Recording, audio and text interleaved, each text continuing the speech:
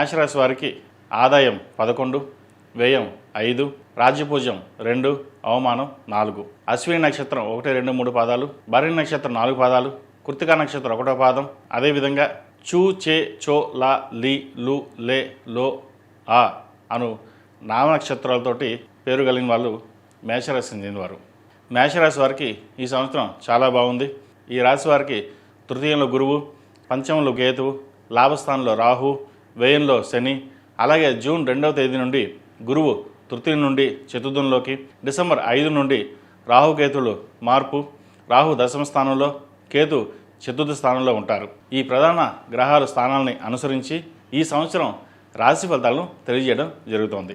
మేషరాశి వారికి ఈ సంవత్సరం ఆర్థికంగా బాగా కలిసి వస్తుంది. ఆదాయ మార్గాలు ఊహించిన విధంగా పెరుగుతాయి.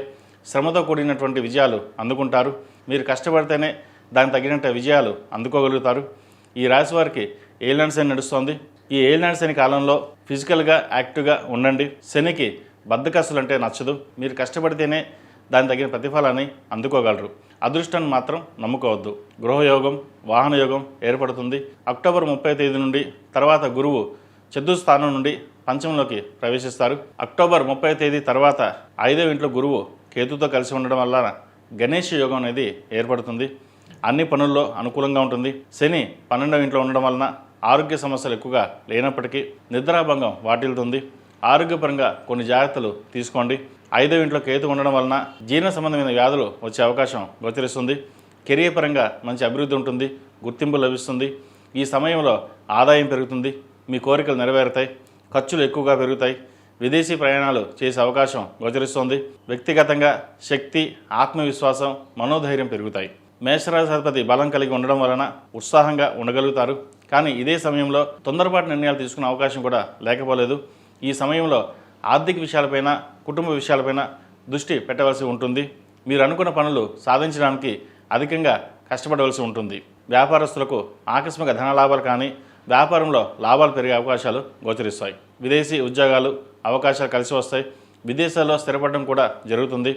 అనవసరమైన ఖర్చులకు, విలాసవంతమైన జీవితానికి దూరంగా ఉండడం చెప్పదగినది. ఆదాయానికి ఏమాత్రం లోటు ఉండదు. ఆర్థిక లావాదేవీలు కలిసి వస్తాయి. ప్రతి విషయంలోనూ మీ మాట చెల్లుబాటు అవుతుంది.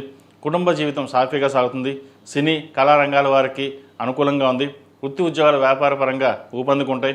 మధ్య మధ్యలో స్వల్ప అనారోగ్య సమస్యలు, కొద్దిపాటి ఒత్తిడి ఉండే అవకాశం ఉన్నప్పటికీ మొత్తం మీద సాఫీగా సాగిపోతుంది. ఈ రాశి వారికి అన్ని విధాలుగా బాగుండడానికి 19 శనివారాలు శనికి తైలాభిషేకం, 8 మంగళవారాలు సుబ్రహ్మణ్య స్వామికి అభిషేకం చేయించడం, అలాగే అఘోర పశుపతి హోమం చేయించడం చెప్పదగిన సూచన.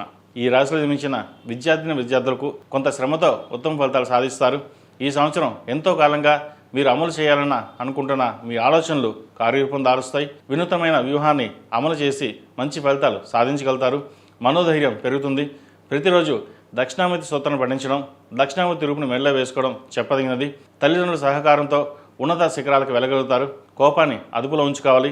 ప్రతి విషయంలో ఆలోచించి నిర్ణయాలు తీసుకోండి. తొందరపాటు నిర్ణయాల వల్ల ఇబ్బంది పడే అవకాశం గోచరిస్తోంది.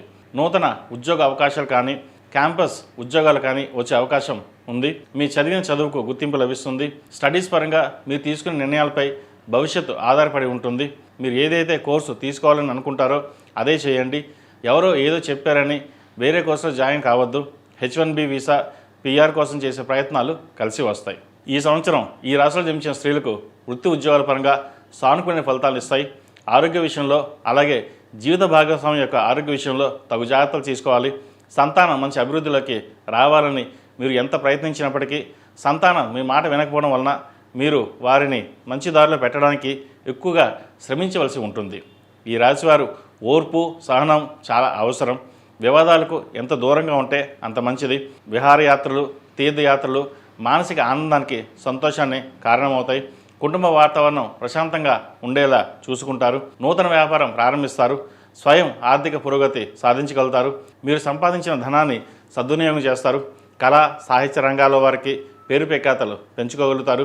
చార్టెడ్ అకౌంట్స్, బ్యూటీ పార్లర్ నిర్వాహకులకు, వైద్య రంగంలో ఉన్నవారికి, సాఫ్ట్వేర్ రంగంలో ఉన్నవారికి, అడ్మినిస్ట్రేషన్ రంగంలో ఉన్నవారికి బాగా రాణించగలుగుతారు.